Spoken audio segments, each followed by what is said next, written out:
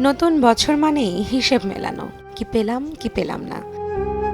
ক্যালেন্ডারের পাতা উল্টে বছর আসে বছর যায়, কিন্তু আমাদের জীবনে, সমাজে, অর্থনীতিতে আসলে কি বদলায়? পুরানো বছরের আঙিনায় কেউ পেয়েছে নতুনের ঘ্রাণ, কারো বুকে বেজেছে বিচ্ছেদের সুর, কারো ঘরে এসেছে নতুন সদস্য, কেউ আবার হারিয়েছেন প্রিয়জন।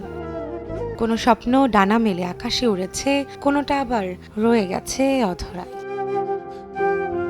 স্মৃতির পাতায় বছর জুড়ে ঘটে যাওয়া প্রাপ্তি অপ্রাপ্তির এই দোলাচলেই শেষ হলো একটি অধ্যায়, আর শুরু হলো আগামীর দিন বদলানোর নীরব প্রতীক্ষা।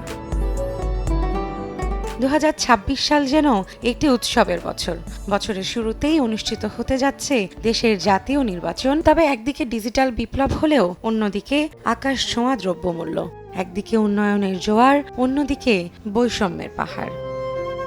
দিন গেলে মনে করেন যে 1200-1400 টাকা ইনকাম ছিল, বর্তমান 500 টাকা ইনকাম হয় না। দেশের দ্রব্যমূল্যের দাম কমবে, গরিব মানুষের নাগালের বাইরে গেলছে, নাগালের মধ্যে থাকলে সবাই একটু স্বস্তি ভোগ করবে। গাণিতিক প্রবৃদ্ধি দৃশ্যমান হলেও সেই সমৃদ্ধির ছায়া কি প্রান্তিক মানুষের ঘরে পৌঁছেছে? আধুনিক প্রযুক্তির এই যুগেও যদি শিক্ষা, স্বাস্থ্য আর কর্মসংস্থানের নিশ্চয়তা সাধারণ মানুষের নাগালের বাইরে থাকে, তবে বুঝতে হবে উন্নয়নের এই আলো কেবল একটি নির্দিষ্ট শ্রেণীকে আলোকিত করছে, পুরো সমাজকে নয়।